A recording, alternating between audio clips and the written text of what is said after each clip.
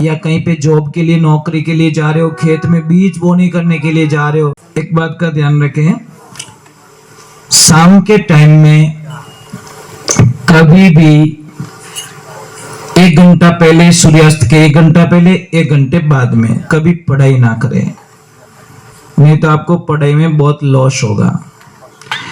सूर्यास्त के 1 घंटे पहले, 1 घंटे बाद में खाना ना खाएं, नहीं तो बहुत बीमारी होगी। सूर्यास्त के 1 घंटे पहले, 1 घंटे बाद में सोए नहीं तो घर से दरिद्रता कभी बाहर नहीं जाएगी। झाड़ू हमेशा छुपा के रखें, झाड़ू के ऊपर किसी की नजर नहीं पड़नी चाहिए, क्योंकि झाड़ू घर की लक्ष्मी होती है, ये बात ध्यान रखें। और लगभग कोशिश करें तकिया बिल्कुल ना लगाएं। जब आप तकिया नहीं लगाओगे तो आपकी हजारों समस्याएं खत्म होगी। अगर तकिया लगा रहे हो तो फिर तकिया लगाने का तरीका सही आना चाहिए।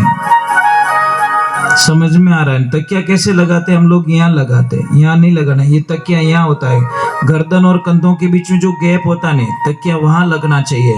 पर हम लोग क्या करते हैं, यहाँ तकिया लगाते ऊपर की साइड में, तो ये बहुत दिक्कत होती है।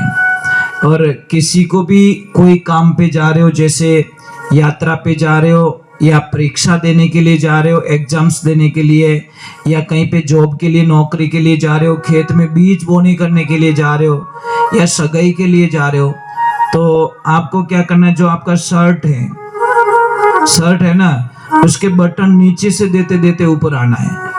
अगर आपने ऊपर से देते देते नीचे चले गए तो आपका काम आगे 100% बिगड़ जाएगा, इसमें कोई शंका नहीं है। बोलो, इतनी मतलब चीजें होती है, हमको पता है। बटन हमेशा नीचे से देते देते ऊपर जाए, ऊपर वाला बटन लास्ट में देवे।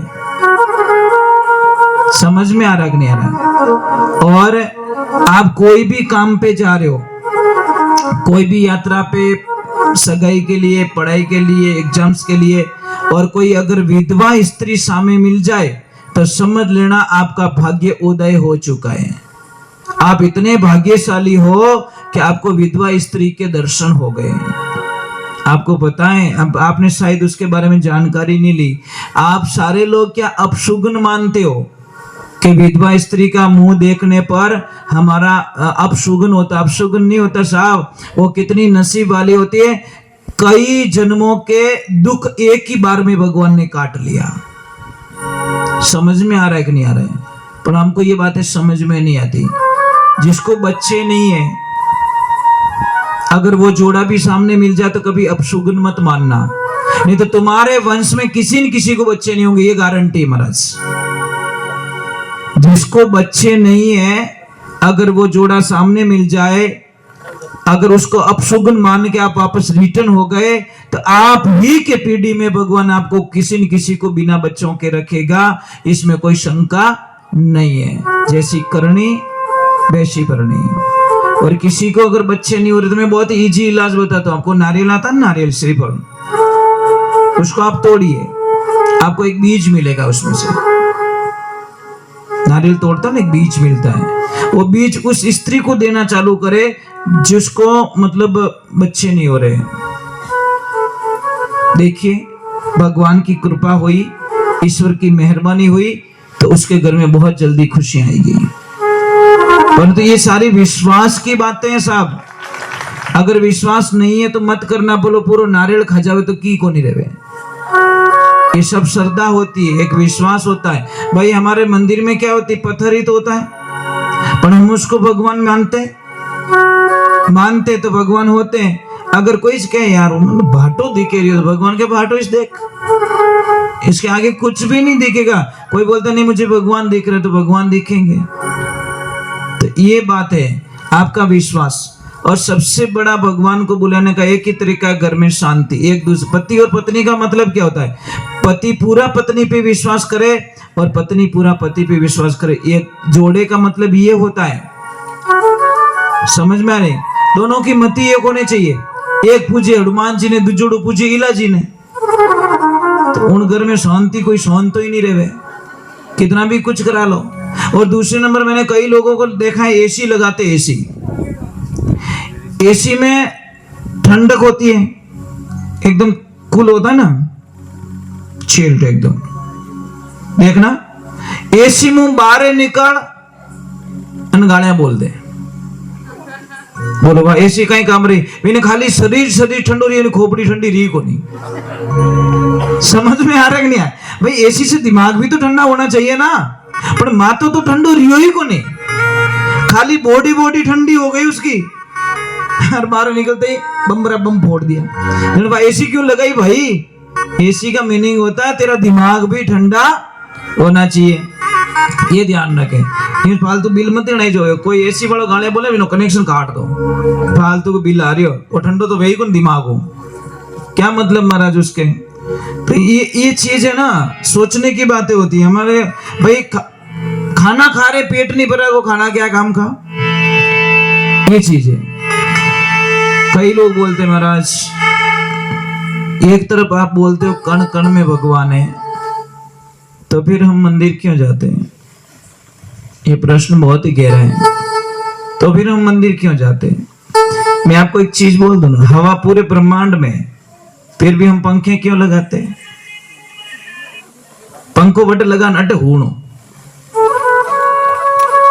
समझ में आ रहा है कि नहीं आ रहा है। हम पंखे के नीचे क्यों, क्योंकि पंखा विशेष करके उस हवा को हमारे तक, तो मंदिर में वो एनर्जी होती है, सबकी एनर्जी वहां मिलती है, सबका विश्वास वहां पे एक पॉजिटिविटी पैदा करता है, और पॉजिटिविटी पैदा करने पे आई बिलीव इट्स गॉड।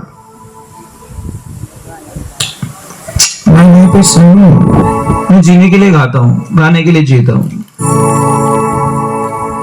एक समझ लीजिए, ये छोटी सी बात है हमारी जिंदगी की। चलो मैं एक दो भजन और सुनाऊंगा, कोई आपका कोई हो भगवान तो मुझे बोल देना, उनका भजन सुना देता हूँ, फिर मैं आरती करूंगा, आरती के बाद मैं एक साधना दूंगा, साधना के बाद में आपको छुट्टी और मेरे को भी छुट्टी, ठीक है। और एक ध्यान रखना, जब आप कोई भी यज्ञ में बैठोगे, हवन में बैठोगे, तो आपका तन और मन दोनों एक्टिव चाहिए। ब्राह्मण देवता के स्वाहा और वो यजमान बागुज भड़प आहा, तो यज्ञ कराने वाला भी जाएगा काम से, और यज्ञ में बैठा है वो भी जाएगा काम से, कुछ भी फायदा मिलने वाला नहीं। तन और मन दोनों स्वस्थ होना चाहिए, एक्टिव एकदम। अब मोबाइल तो घणो ही नवो है, पर बेटी बैटरी लो, उसके टावर आवे को नहीं, वो मोबाइल के नहीं चार्ज कर ले।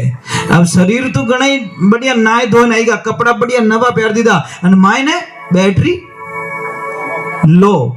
तो कोई काम का यज्ञ, जिसके भी घर में यज्ञ होता है साहब, मैं तो लोगों को क्या कहता हूँ, जो ये जैसे शादी होती है, सेकंड डे और एक दिन पहले बड़ी बंदोड़ी निकालते, ये बहुत गलत काम करते हैं साहब। बंदोड़ी एक दिन गैप में अगले दिन निकालो, एक दिन का गैप दीजिए, ताकि सारे सुबह में उठ के एक्टिव होके बारात में जाए। फिर बारात नाल नो पड़े, एक नीमड़ा नीचे पड़ियो, एक वटी पड़ियो, आखी रात बैठो डीजे माते धूलो उड़ायो। समझ में आ रही, बींद खुद ही नींद लेवे फेरा में, इन्हें पढ़ाए दी तो पढ़िया पसे ठा पड़ेगा पड़गा, क्यों बापड़ा आखी रात जगह हो इन्हें। तो नियम ये कहता है, बंदोली का जो सिस्टम होता है, एक दिन पहले निकाल दो, एक दिन का गैप दे दो, उस दिन कोई नहीं होना चाहिए, नाच गान बिल्कुल नहीं, नॉर्मल होना चाहिए, टाइम पे सो जाओ, सुबह में बढ़िया बारात में जाओ एक्टिव होके। समझ में आ रहा है नहीं आ रहा है? क्योंकि यज्ञ करते हुए उबासी आना भी वर्जित मानी गई साहब। अगर आपको यज्ञ करते हुए उबासी आ गई तो भी वर्जित है यज्ञ में। पर ये चीज कौन समझाए महाराज। सत्यगुरुदेव की। एक तो अगरबत्ती मत किया करो, आप अगरबत्ती करते ही आपका यज्ञ सारा असफल हो जाता है। धूप बत्ती करो, क्योंकि अगरबत्ती में बांस आता है, और बांस जलाना हमारे शास्त्रों के विरुद्ध होता है, बिल्कुल अलाउ नहीं होता साहब। फिर भी हम पहले काम करो, अगरबत्ती लगाओ, वहीं से हमारा यज्ञ असफल में चला जाता है। आप धूप बत्ती कीजिए, गूगल धूप कीजिए, और कुछ भी धूप नहीं मिले तो आप गाय का गोबर लीजिए, उसमें थोड़ी मिर्ची मिला दीजिए, थोड़ा गाय का घी मिला दीजिए, थोड़ा ये खोपरे का जो पाउडर आता है वो मिला दीजिए, ऐसे करके उसका धूप बना के धूप चढ़ा दीजिए, ये हो गया धूप बढ़िया। ये ध्यान रखें, किसी को कितना भी श्वास चढ़ता हो, कितो भी श्वास चढ़े, शाम के टाइम में ये भूंगड़े आते हैं ना खाने वाले चने येलो कलर के, और शाम को सोते वक्त उसको 50 ग्राम खिला दो, पानी मत पिलाओ, श्वास नहीं चढ़ेगा। पर पानी पिलाओगे तो काम गड़बड़े साहब। जिसको भी श्वास चढ़ता है, आप शाम के टाइम में वो भूंगड़े खा ले 50 ग्राम और पानी मत पीजिए, तो आपको श्वास की बीमारी नहीं होगी। किसके कितने भी घुटनों में दर्द, मैंने कई बार बताया इलाज कर, चूना लीजिए इतना सा और हमेशा लेना स्टार्ट कीजिए। सुबह सुबह में खाना खाने के बाद में 1 गिलास पानी में इतना सा चूना डालिए, देखिए फिर आनंद। बोले सत्य गुरुदेव की, बोले कृष्ण कन्हैया लाल की। आपकी नाभि है, आपने कहीं के पैसुटी कहो, कहीं कहो, जो भी कहते हो, अगर ऊपर आ गई तो गैस्ट्रिक बनेगा, लेफ्ट में गई तो आपको कब्जी होगी, और नीचे खिसक गई तो आपको लूज मोशन हो जाएगा। ये 3 काम है उसके। राइट में कभी नाभि जाती नहीं है, समझ में आ गई नहीं आ रही? नाभि में कभी राइट में कभी नहीं जाती, वो जाएगी लेफ्ट में ही जाएगी, ये ध्यान रखें। बोले सत्य गुरुदेव की।